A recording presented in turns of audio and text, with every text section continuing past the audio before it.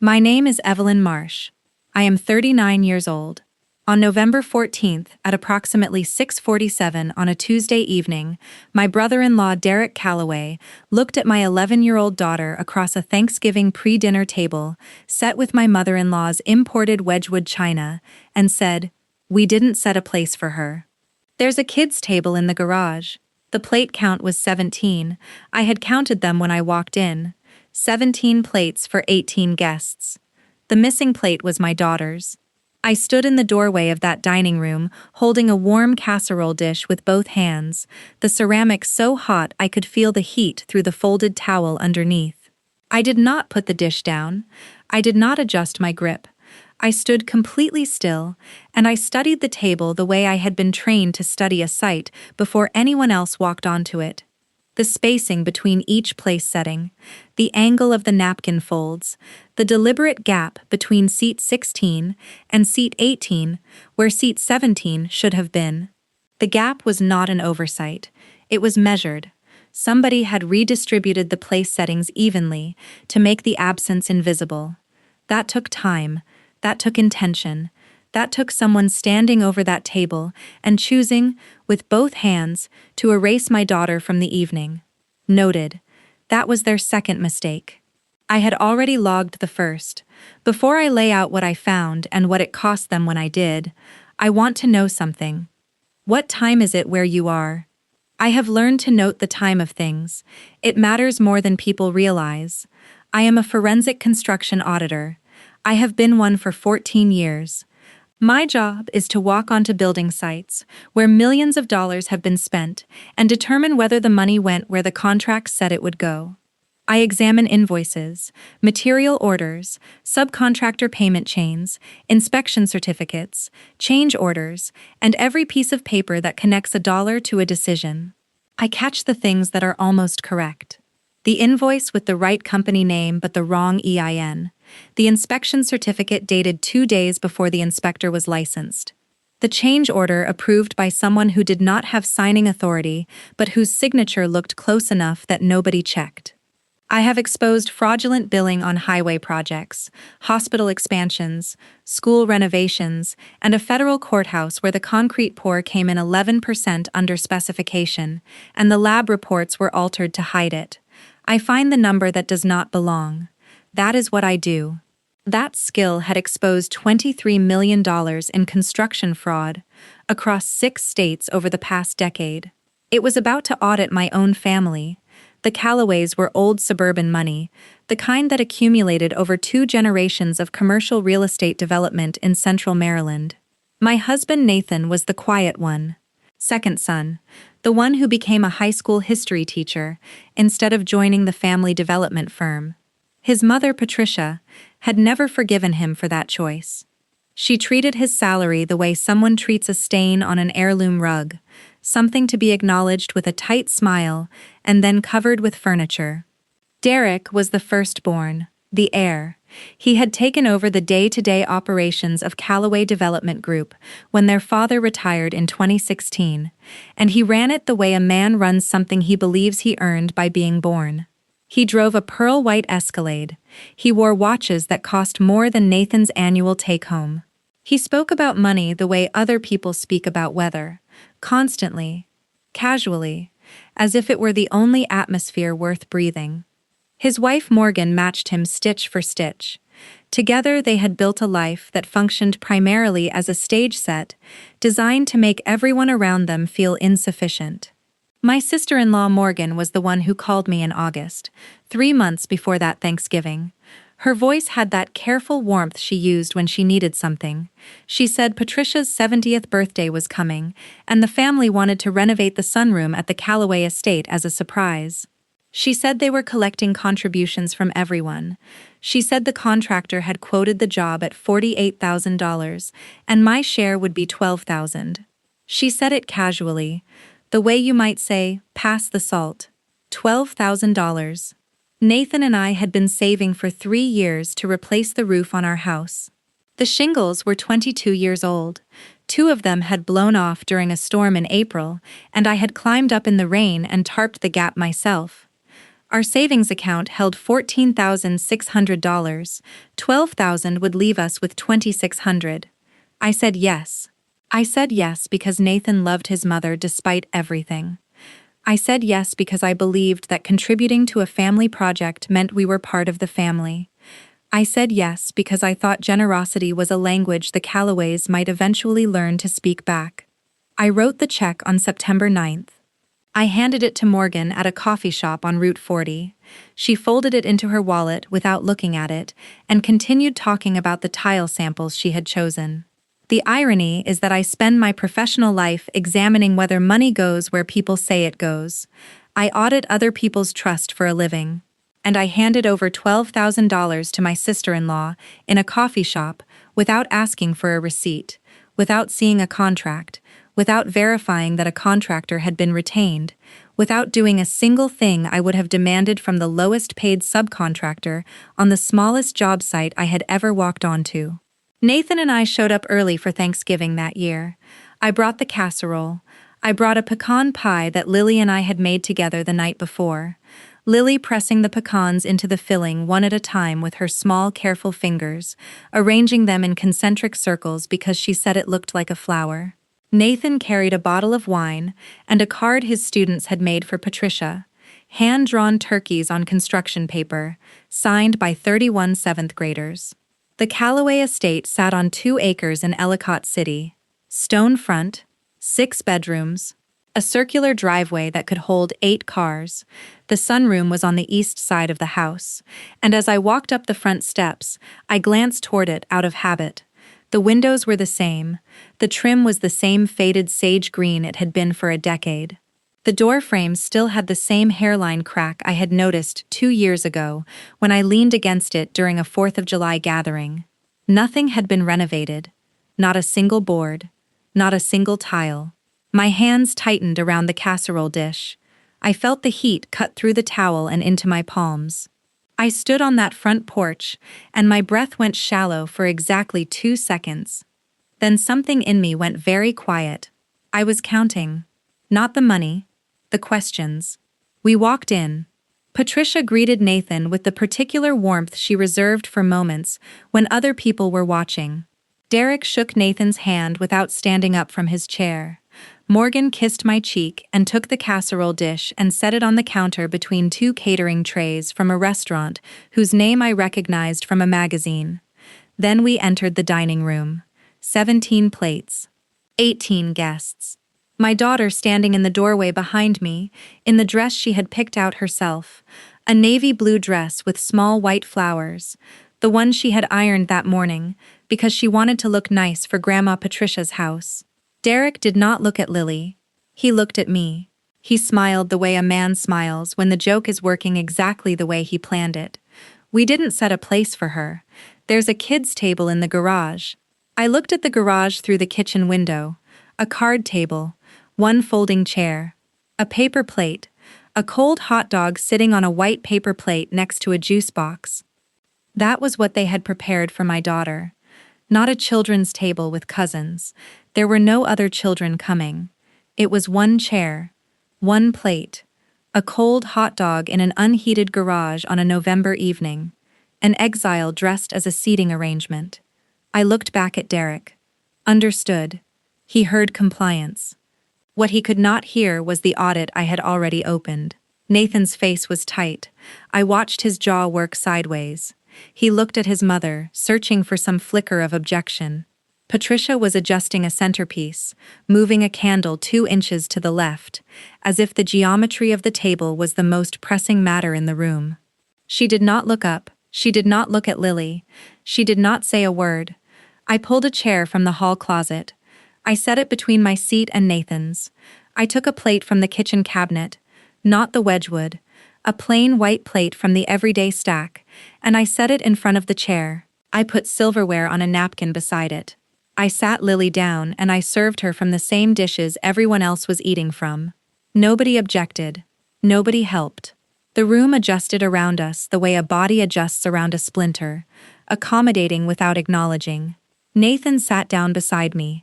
His hand found my knee under the table and squeezed once. He did not speak. His jaw was still working. I could feel the tendons in his hand. But he did not speak. He never spoke. Not when it mattered. Dinner lasted 90 minutes. I ate. I answered questions. I complimented the food. I watched. I watched Derek pour wine for every adult at the table except Nathan and me. I watched Morgan describe the new kitchen island they had installed in their house, the one with the waterfall quartz edge that cost, she mentioned casually, $11,000. I watched Patricia tell a story about Derek's latest development project, a mixed-use building on the harbor, her voice swelling with the pride she kept locked away from Nathan's name. I watched my husband sit beside me and shrink one vertebra at a time. After dessert, Morgan pulled me aside in the hallway near the powder room. She leaned against the wainscoting and crossed her arms. Her tone was the same one she had used at the coffee shop, casual, pre-rehearsed. "Oh, Evelyn, by the way, Patricia's 70th party is going to be at the Chesapeake Club. Derek's booking the entire venue. Your share will be another $4,000. I looked at her. My face gave her nothing. "What happened to the sunroom renovation?" "Oh, we decided to go a different direction. Patricia liked the room the way it was. The money's being reallocated." Reallocated.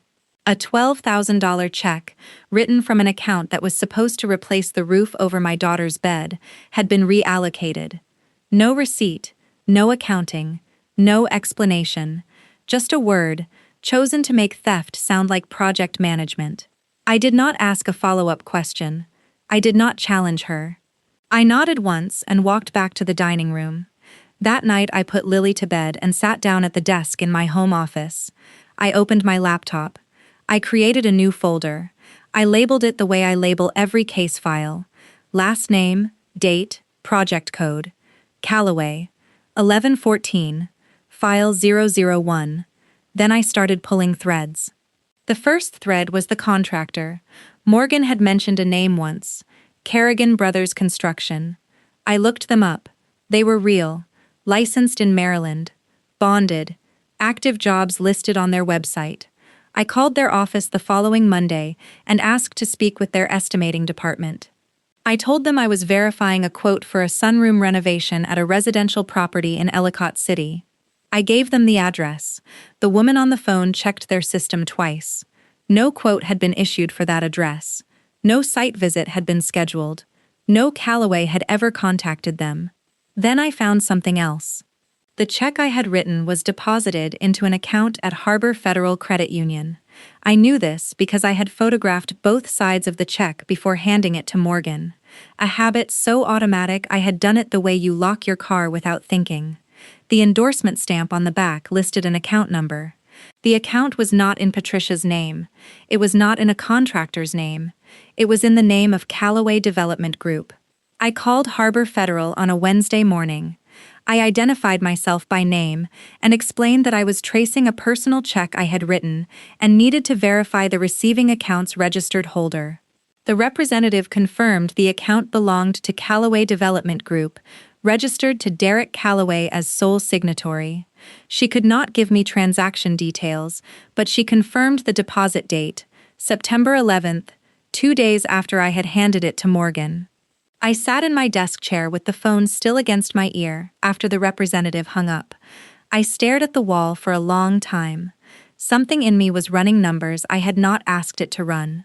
$12,000 from me, contributions from the family. Where had the other shares gone?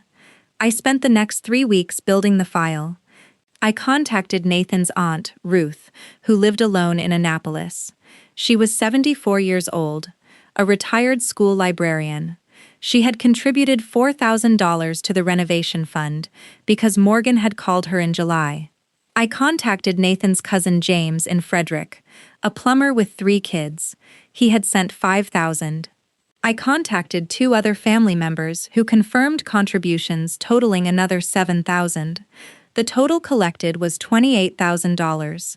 Every check had been deposited into the Callaway Development Group operating account. No contractor had been hired. No materials had been purchased. No permits had been pulled. I verified this with the Howard County Permits Office and the Maryland Home Improvement Commission. There was no sunroom renovation. There never had been. Then I found something else. I pulled Callaway Development Group's public filings through the Maryland Department of Assessments and Taxation. The company's annual report listed outstanding debts. I cross-referenced these with the Howard County Circuit Court civil records. Derek had been sued twice in the past 18 months by subcontractors claiming unpaid invoices on the harbor project. The amounts were $41,000 and $67,000 respectively. Both suits had been settled out of court. The settlement dates fell within 3 weeks of the family contribution deposits. The renovation fund had been used to pay off Derek's business debts. I went deeper. I pulled the harbor project's building permit file from the county planning office, something any member of the public can request. The permit listed a general contractor, Atlantic Shore Builders, and an estimated project cost of $3.2 million. I requested the inspection history. 3 scheduled inspections had been failed and then subsequently passed on reinspection within 48 hours. In my 14 years of audit work, I have never seen a failed inspection corrected in 48 hours, unless the correction was done on paper instead of on the building. I requested the reinspection certificates. They arrived by mail 8 days later. 3 pages, standard county letterhead, signed by an inspector named David Tull. I examined them at my desk under the articulated lamp I use for document review. The certificates were almost perfect. Correct form number, correct field office address, correct stamp placement. But the date format was wrong. Howard County inspection certificates use a MMMDDY format. These certificates used DD Mem M M A European Convention. The kind of formatting error that appears when someone creates a document on a computer whose regional settings have not been changed. I checked the county inspector database. David Tull had retired 14 months before the reinspection dates listed on the certificates. Derek had fabricated county inspection certificates to keep his harbor project on schedule, and he had funded the settlement of his subcontractor lawsuits with money stolen from his own family under the pretense of a gift for his mother. The file was complete. I spent 3 days organizing the evidence into a binder, tabbed sections, chronological order, each document annotated with source, date obtained, and verification method. I made 2 copies. One stayed in my desk. One went into a safe deposit box at a bank Derek did not use. Patricia's 70th birthday party was held on a Saturday evening in January at the Chesapeake Club, a stone and timber building overlooking the Patapsco River that Derek had rented for the occasion. 200 guests, a string quartet, a raw bar built into an ice sculpture shaped like a swan, a projection screen showing a slideshow of Patricia's life, set to music Derek had selected personally. The room cost $8,000 for the evening. Derek had mentioned this 3 times during the toast. This was his monument. He had built it for an audience. He believed he controlled every surface in that room. I arrived early with Nathan and Lily. I wore a black dress and flat shoes. I carried my handbag with the binder inside. I set it beneath my chair at table 4. Dinner was served. Speeches were made.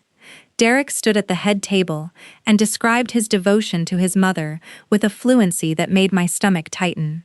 He talked about sacrifice. He talked about what family means. He talked about building something that lasts. Patricia cried. The room applauded. After the applause died and the cake was cut, I stood up. I walked to the head table. I did not rush. My flats made no sound on the parquet floor. I set the binder on the table in front of Derek. I opened it to the first tab. This is the deposit record for $12,000 I contributed to the sunroom renovation. It was deposited into the Callaway Development Group operating account 2 days after I gave it to Morgan. Derek looked at the binder. He looked at me. He smiled. That's a family accounting matter, Evelyn. Not really your concern. I turned to the second tab. This is a confirmation from Kerrigan Brothers Construction that no estimate was ever requested for your mother's sunroom. No site visit occurred. The smile left his face. His voice dropped. "You're making a scene." "Not here." I turned to the third tab. These are contribution records from 4 other family members totaling $28,000, all deposited into the same account. Derek stood up.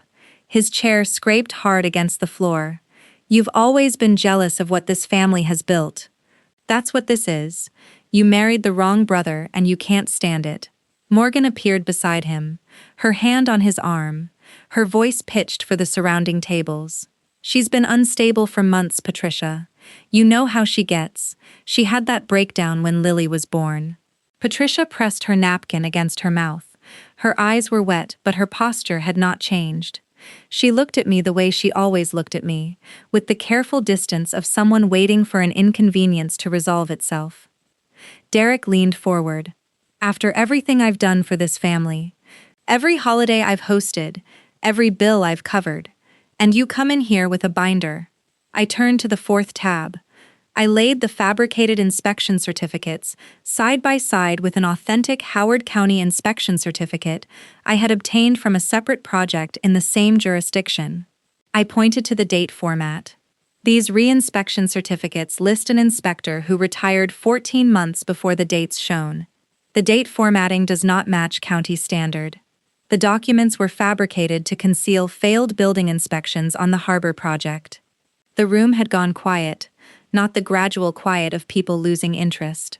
The sudden, structural silence of 200 people realizing simultaneously that the floor beneath them had shifted. Ruth stood up from table 9, Nathan's aunt, 74 years old, retired school librarian. She had driven herself from Annapolis that evening. She held a single sheet of paper in her hand. "I called the county myself last week after Evelyn contacted me.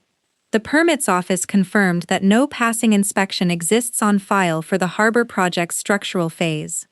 I asked them to send me a written statement. This is that statement." She held it up. County letterhead, stamped and signed. The room could not see the text from their seats, but they could see the seal. Derek's face did something I had never seen it do. It went completely blank. Not angry, not defensive. Empty. The face of a man watching his own monument crack from the inside. I closed the binder. I looked at him. Derek does not steal because he needs the money.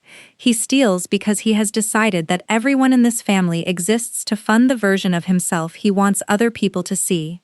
I did not say another word. I picked up the binder. I walked back to table 4. I sat down beside my daughter, who was eating a piece of cake with a small fork, her navy blue dress still pressed and neat, her posture careful and upright in a room full of adults who had just gone very still. Nathan stared at his plate. His hands were flat on the tablecloth, his thumbs pressed hard against the linen. I waited. I gave him what I always gave him: time, space, a door to walk through. He stood up. He took Lily's hand. He looked at his mother. "I'm sorry, Mom." Patricia did not respond. She was looking at the binder on the table in front of Derek, the way someone looks at a crack in a foundation that has been there for years but has just become impossible to ignore. We drove home in silence. Lily fell asleep in the back seat. Nathan's hands were at 10 and 2. His jaw was working. 2 weeks later, Morgan called me. Her voice was different, smaller. She said she had known about the operating account. She said she had been the one to set up the deposit routing.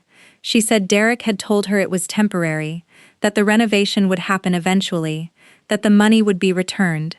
She said she was sorry. I listened. I did not interrupt. When she finished, I said, "Thank you for telling me." I did not say it was okay. It was not okay. I hung up. I sat with the phone in my lap for a long time. Morgan filed for legal separation from Derek in March. She told Nathan she could not keep building a life on documents she knew were wrong. That was real, and it did not repair anything. Some apologies arrive as evidence of damage, not as cure for it. The consequences arrived without my help. I filed no complaint. I made no calls. The evidence found its own gravity. Howard County opened a formal investigation into the harbor project permits in February after Ruth forwarded her county statement to the Building Safety Division with a handwritten note requesting review. The investigation expanded within 6 weeks. 3 falsified inspection certificates. 2 subcontractor settlements funded with misappropriated family contributions. A structural phase that had never passed legitimate inspection on a building where tenants were already signing leases. Derek's contractor license was suspended in April, pending the outcome of the investigation. His bonding company dropped coverage the same week. Without bonding, no bank would extend construction lending. The harbor project stalled with 2 floors unfinished, the skeleton of a building visible from the highway, tarps flapping in the wind where windows should have been. The 2 previously settled subcontractor lawsuits were reopened when both firms learned that the settlement funds had originated from family contributions solicited under false pretenses. Their attorneys filed fraud complaints with the Maryland Attorney General's office. In June, the IRS flagged Callaway Development Group for a discrepancy between reported income and the deposits in the operating account. $28,000 in personal checks deposited into a business account and not reported as income or classified as loans created a tax documentation problem that Derek's accountant could not resolve retroactively without admitting the funds were personal contributions taken under false pretenses. Richard, Derek's business partner and minority shareholder, divested his entire stake in the company in July after reviewing the inspection certificate evidence. He issued a 1-paragraph statement to their shared clients, citing irreconcilable differences in quality standards. 4 commercial clients terminated their contracts within the month. Nathan and I spoke about his family every night for weeks after the party. Not in the language of anger, in the language of accounting. What was owed, what had been paid, what could never be recovered. He went to see his mother alone one Sunday in March. He came back and sat in the car in our driveway for 20 minutes before he came inside. He said Patricia had asked him why I could not just let it go. He said he told her that letting it go was what had cost us $12,000 and a roof. Nathan started attending family therapy alone first. Then I joined him, then Lily. Patricia called Nathan in August. She asked if she could see Lily. Nathan told her she could, at our house, on our terms, when she was ready to acknowledge what had happened. She has not called back. I put the $12,000 into a separate account. I added to it every month. In September, I hired a roofing crew. They arrived on a Wednesday morning at 7:15. I stood on the porch with my coffee and watched them strip the old shingles down to the plywood decking. The sound of the nail guns popping in steady rhythm filled the whole neighborhood. Lily watched from her bedroom window and waved at the crew chief, who waved back with a hammer in his hand. The roof took 4 days. On the last afternoon, I climbed the ladder and stood on the new shingles. They were architectural grade, dark slate gray, rated for 40 years. I stood up there and looked out across the neighborhood. The trees were turning. The air smelled like cedar and asphalt sealer. I climbed down and went inside. Lily was at the kitchen table doing homework. A casserole was in the oven, the same recipe I had brought to Patricia's house the year before. I set a plate in front of Lily's chair. I set silverware on a napkin beside it. 1 plate was not missing. I have thought a great deal about silence, not the silence of people who do not know, the silence of people who do. Patricia knew that sunroom had not been touched. She walked past it every morning on her way to the kitchen. She saw the same cracked door frame, the same faded sage trim, the same windows. She knew, and she adjusted the centerpiece and changed the subject and let the quiet close over it like water over a stone. Silence like that is not passive. It is structural. It is load-bearing. It holds up everything the family has agreed not to say. And when someone finally names what the silence has been carrying, the people who maintained it do not feel relieved. They feel exposed. Because the silence was never about protecting anyone else. It was about protecting the agreement to keep looking away.